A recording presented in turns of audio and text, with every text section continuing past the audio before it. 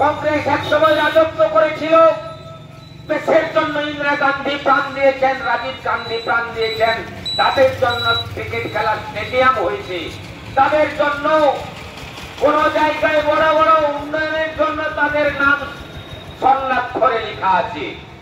কিন্তু নরেন্দ্র মোদী তিনি ক্ষমতায় যাওয়ার পরে তার নামে মোদী স্টেডিয়াম হয়ে যাচ্ছে।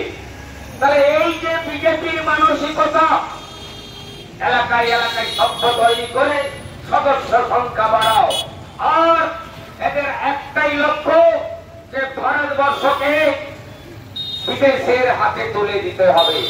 আজকে রেল বিক্রি হয়ে গেছে, আজকের সরকারি সমস্ত এলআইসি থেকে আরম্ভ করে ব্যাংক থেকে সব আরম্ভ করে বেসরকারীকরণ করেছে। পূর্বে কংগ্রেস সরকার ছিল, তারা তো করেনি। এদের চিন্তা ভাবনা আলাদা। আজকের যারা বিজয় মালিয়া থেকে আরম্ভ করে যারা কোটি কোটি টাকা দেশ থেকে লুট করে নিয়ে বিদেশে চলে গেছে, তাদের কোন শ্মশানে যাওয়ার জন্য যে একটা যে চিন্তা ভাবনা হয়ে গেছে তা নয়। তারা বিদেশে চলে গেছে, কোথায় আছে কি হয়েছে তার জন্য সিবিআই কোন কিছুই হচ্ছে না। আর এখানে তৃণমূল কোথায় কি করছে তা নিয়ে এরা প্রচন্ড ভাবে মাতামাতি করছে। গ্রাম বাংলার মানুষ আপনারা অনেকেই জানেন, আজকের আপনাদের 4 বছর 100 দিনের কাজ থেকে বন্ধ করে দিয়েছে এই বিজেপি সরকার।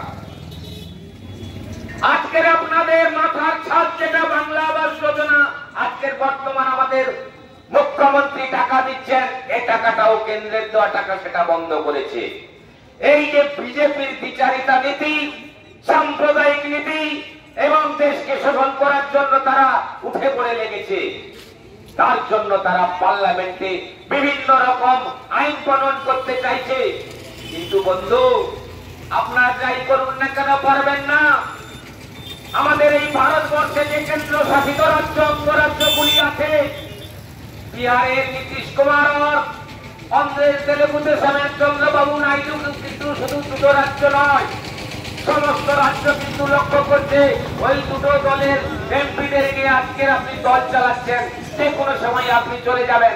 ভারতবর্ষে অনেকগুলো রাজ্য আছে, ঝাড়খণ্ড আছে, ওড়িশা আছে, ছত্তিশগড় আছে, রাজস্থান আছে, কেরল আছে, ত্রিপুরা আছে, মধ্যপ্রদেশ আছে, হরিয়ানা আছে, তাদেরকে মান্যতা দেওয়া হচ্ছে না।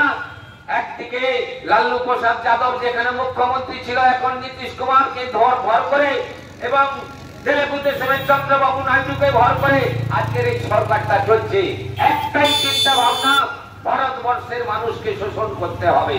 উন্নয়নের কোন বাতাবরণ নেই, এদের উন্নয়নের কোন লক্ষ্য নেই। আজকের এখানে বিজেপি বন্ধু যারা বুকে হাত দিয়ে বলুন তো, আপনার পরিবারে যে লক্ষ্মী ভান্ডার পাচ্ছে, যাদের ছেলে মেয়েরা কন্যাশ্রী থেকে আরম্ভ করে শিক্ষাশ্রী থেকে ঐক্যশ্রী থেকে আরম্ভ করে পাচ্ছেন, আর এখানে তৃণমূলের নেতাদের চোট টাকা বলে বলছেন, আপনাদের লজ্জা থাকা উচিত। আজকের পশ্চিমবঙ্গের কি হাল আপনারা করেছেন, আর কিছুদিন পরে জনগণ বুঝতে পারবেন এই বিজেপি দলটা থাকবে কিনা।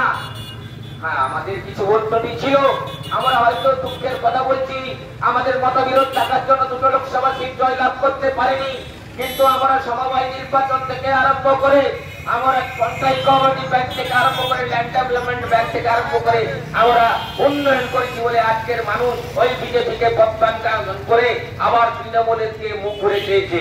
আপনারা ভাববেন না মমতা ব্যানার্জির উন্নয়ন নেবেন আর মমতা ব্যানার্জির বিরুদ্ধে কুৎসা করবেন, তাদের নেতাকে চোর ডাকাত বলবেন, এই জিনিস হতে পারে না। যেটা আজকের পার্লামেন্টে অমিত শাহ ঘটিয়েছে, এর প্রতিবাদ সমস্ত মানুষকে করতে হবে, এর জন্য সোচ্চার হতে হবে। আগামী দিনে আমাদের এই আন্দোলন দীর্ঘস্থায়ী করে এই উন্নয়নকে যাতে আমাদের ত্বরান্বিত করতে হয়, তার জন্য সকলে সৎপথভাবে চেষ্টা করে মমতা ব্যানার্জির আমাদের হাতকে শক্ত করতে হবে এবং এই যে অবমাননা করেছে অমিত শাহ, তার জন্য তাকে পদত্যাগ করতে হবে। এই কথা বলে নেতৃত্ব যারা আছেন, এই এলাকার যারা মাইক প্রচার শুনছেন, সকলকে তৃণমূল কংগ্রেসের পক্ষ থেকে ধন্যবাদ জানিয়ে আমি আমার সংক্ষিপ্ত বক্তব্য শেষ করছি।